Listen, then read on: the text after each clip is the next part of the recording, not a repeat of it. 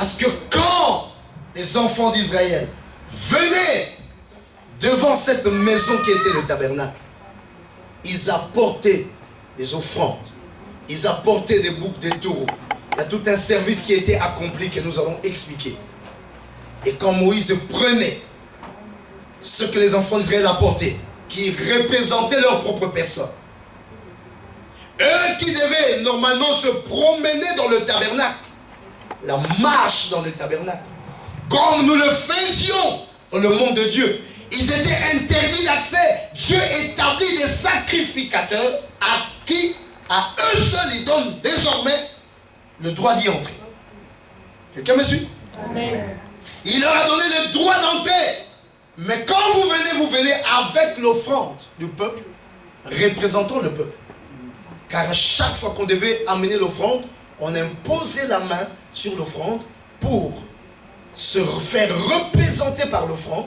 Alléluia. Amen. Prendre la pureté de l'offrande et déposer l'impureté sur l'offrande et se faire représenter par l'offrande. Et le sang qui était amené était un sang de représentation. Alléluia. Amen. Qui m'entend, qui dit Amen. Amen. Et quand le sacrificateur allait, il faisait cette marche jusque dans le lieu très saint. C'est là qu'il rencontrait Dieu. Et il recevait la restauration des promesses et de la vie de ceux qui avaient donné l'offrande. Je me fais comprendre. Amen. Je me fais comprendre. Amen. Il faisait donc toute une marche.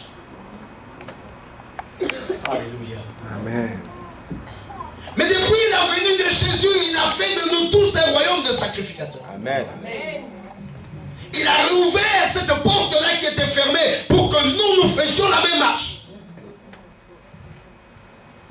Que nous comprenions pas à pas comment nous pouvons atteindre nous-mêmes le lieu très saint et retrouver Dieu au-dessus du propitiatoire pour retrouver la puissance de la réalisation de nos promesses. Alléluia. C'est là que je veux t'amener, mon frère, ma soeur, à retrouver la puissance de la réalisation de tes promesses.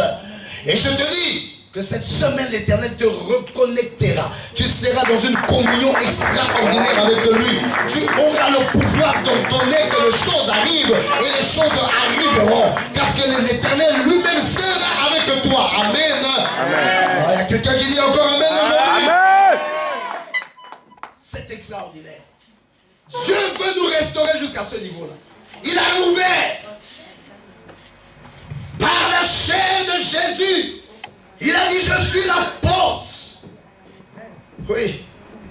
Quand l'épée avait touché son flanc, ça s'est ouvert. Sa chair était déchirée. Le voile du temple s'ouvrait. Le tabernacle éternel dans les cieux s'ouvrait. Amen. Amen. Pour que toi et moi, nous commencions à faire la marche dans le tabernacle. Comme le sacrificateur le faisait, nous allons le faire. Amen. Alléluia. Amen. Comme le sacrificateur le faisait. L'entrée est libre. Celui qui veut accéder au pouvoir de Dieu, c'est libre. Il n'y a plus des acrobaties à faire. Il suffit de comprendre le mystère et de le saisir. Et tu peux entrer. Alléluia. Amen. Et tu peux vivre des choses grandes avec Dieu. Le christianisme est un pouvoir. L'apôtre Paul dit l'évangile est une puissance pour le salut de quiconque croit. Si seulement tu commences à croire, tu peux accéder à ce mystère. Amen, amen. Alléluia. Amen, amen. Il y a des choses extraordinaires. Il faut commencer à se passer dans ta vie. Amen. Parce que tu n'es pas venu pour être un homme. Tu es venu pour être un Dieu. Amen. Si ton réouvre l'accès pour que tu retrouves le fruit de l'arbre de la vie. Si tu peux remanger le fruit de l'arbre de la vie. Alléluia. Amen. Ce sont des énergies de puissance. Amen. Des énergies prophétiques qui te rendent puissant comme un Dieu. Il y a ce processus secret de la prière. Si tu saisis cela, cette marche, tu atteins ces choses. Alléluia. Ce ne sont pas les mots. que l'on proclame dans une prière qui amène l'exaucement. C'est l'élévation de l'esprit qui amène l'exaucement. Si tu sais monter les 7 niveaux, là tu discutes avec Dieu face à face. Amen. Ce n'est pas une voix qu'il entend loin.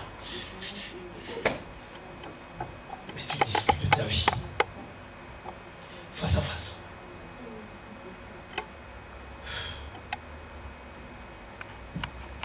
Ce ne sont pas les mots, la prière.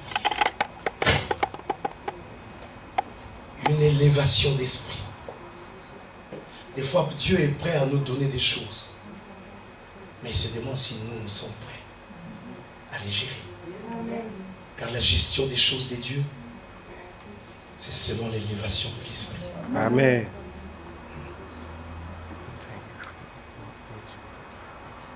Il y a des contenants qui ne résistent pas à certains contenus. On ne met pas de l'eau chaude dans une petite bouteille en plastique. On ne met pas, dit-on, le vin nouveau dans des vieilles outres. Sinon, les outres se fondent et le vin se répand. Avant que Dieu ne déverse les choses sur ses enfants, il les apprête d'abord. Il y a des choses où Dieu est prêt à te les donner. Mais il se pose la question, es-tu prêt à porter ces choses? Amen. Il y a des pouvoirs qui tuent. Amen. Il y a des richesses qui tuent. Amen. Il y a des gloires qui tuent. Amen. L'exaucement de la prière, ce ne sont pas les paroles, mais l'élévation de l'esprit. Alléluia. Amen. Si ton esprit peut se lever à la rencontre de Dieu, Dieu discutera même les choses de la terre avec toi. C'est ça qu'il faisait avec un homme comme Abraham. Cacherai-je à Abraham ce que je vais faire? Oui, parce que Dieu ne nous voit pas comme des hommes qui sont venus en promenade sur la terre, mais des paroles faites chair, des systèmes de son plan. Et il veut que tu retrouves ta dimension de Dieu, que tu deviennes une aide semblable. Alors tu seras l'épouse de Dieu, l'église de Dieu. Alléluia. Amen. Une aide semblable pour la vision de l'époux. Semblable. Que quelqu'un dise avec moi semblable. Semblable. Semblable. Tu dois avoir la même nature que Dieu. On ne pousse pas un animal. Et Dieu n'épouse pas un homme. Dieu épouse un Dieu. Amen. L'église, c'est une assemblée des dieux, des sacrificateurs élevés dans la divinité. Alléluia. Amen. Amen. Et qui règnent sur la terre, qui ne sont pas de cette terre, mais qui sont en mission sur la terre, des ambassadeurs du royaume de Dieu, qui agissent non avec la sagesse de la terre, non avec la puissance de la terre, non avec l'intelligence de la terre, Amen. mais avec la sagesse d'en haut, Amen, l'intelligence amen, d'en haut amen, et la amen, puissance d'en haut. Ils portent la chair, mais ils ne sont pas faits de chair. Ils sont nés avec la chair, mais ils ne sont pas nés de chair. Ils sont nés de l'esprit. Et on les voit sur cette terre comme des personnes différentes. C'est toi qui peux ne pas voir ce qui se passe. Si tu veux comprendre qui tu es, il faut prendre un sorcier dans l'intimité et lui poser la question, en réalité, qui suis-je? Il te décrira très bien qui tu es. Amen. Alors tu comprendras que tu n'es pas de cette terre. Tu comprendras que quand tu marches pas comme les hommes. Tu comprendras que quand tu passes, c'est une autre lumière qui passe. Tu comprendras qu'il y a des pouvoirs sur tes mains. Si tu commences à apprendre comment les mettre en action, ta vie ne sera pas une vie de négociation terrestre, mais une vie de miracle. Car toute ta vie est devenue miracle. Tout ce qui est de toi est miracle. Tout ce que tu amènes dans le niveau du raisonnement te rabaisse à la dimension des hommes. Mon juste vivra par la foi. Nous croyons aux choses et nous voyons les choses arriver. Nous ordonnons et les choses se font. Alléluia. À chaque fois que tu te mets dans des raisonnements, tu réduis l'action de ton esprit. Tu réduis ton être. tu pèches contre la loi de ta vie. La loi de ta vie n'est pas la loi des hommes, mais c'est une loi divine. Alléluia. Alléluia. Est-ce qu'il y a quelqu'un qui peut dire un vrai amen aujourd'hui? Un vrai amen aujourd'hui. Ne tombe pas dans les interdits. Ne sois pas celui qui négocie ta vie selon les calculs de ce monde. Alléluia. Amen. Car ce n'est pas ce que tu vois qui est une réalité, mais c'est ce que Dieu te dit qui est la vérité. Amen. Ce que Dieu a dit, il l'a dit. Et ça se fera ainsi. Amen. Et c'est toi qui dois croire à ça. Tu commences à accéder quand tu as cru. Tu commences à accéder quand tu commences à marcher. Tant que tu discutes, tant que tu calcules ta poche, tant que tu calcules tes diplômes, tant que tu calcules le nom de ta famille, tu es descendu à la dimension animale. Et Dieu se retire de toi. Amen. Alléluia. La foi est une folie. Amen. Pour avoir la foi, il faut commencer par avoir la folie. Amen. Parce que si tu as la folie, tu enlèves seulement le L. Alléluia. Et le E. Et tu as la foi. Acclame-toi.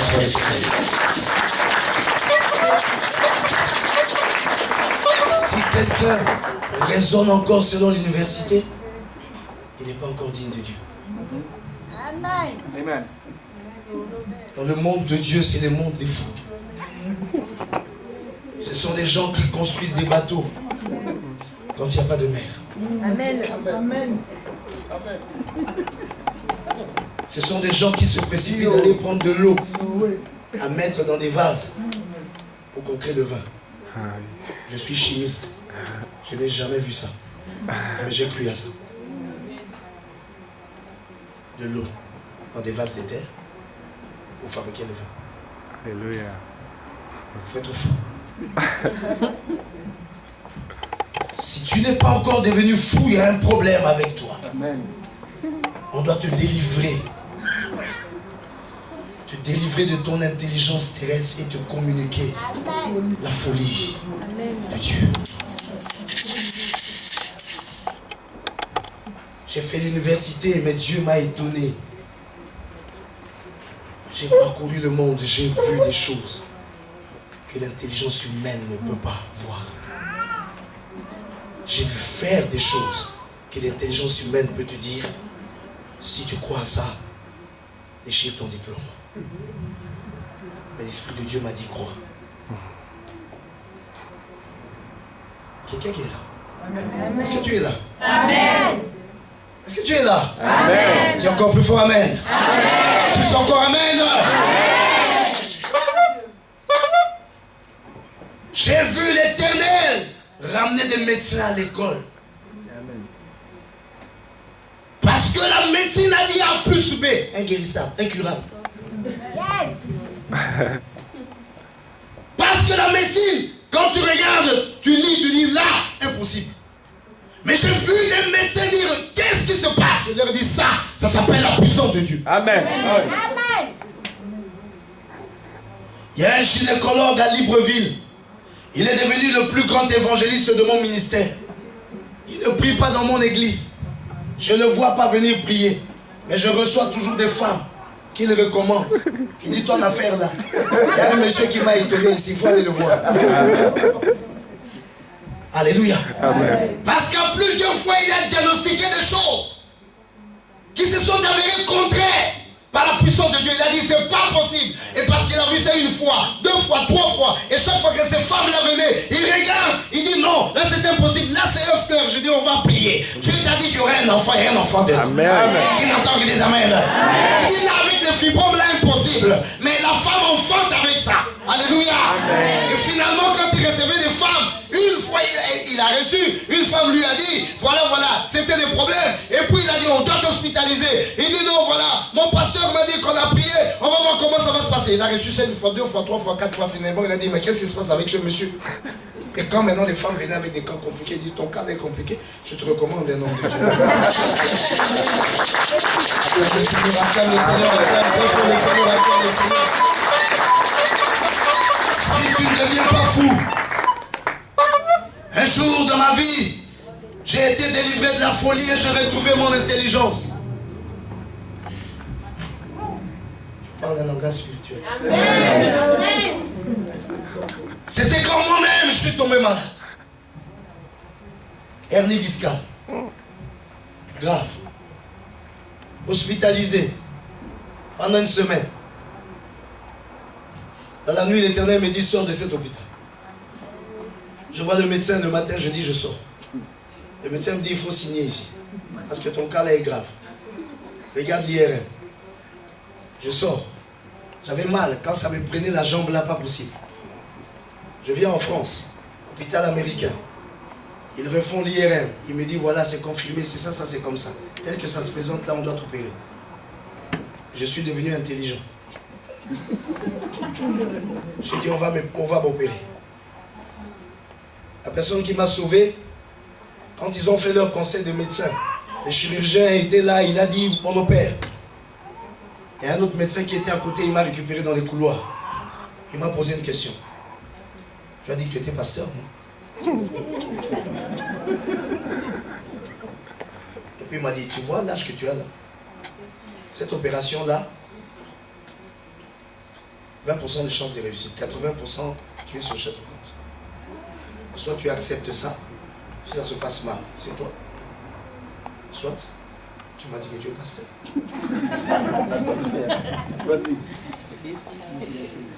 Et je me suis rendu compte que j'avais retrouvé mon intelligence. Oh, quelle erreur. Il fallait que je rentre maintenant dans mon monde, dans mon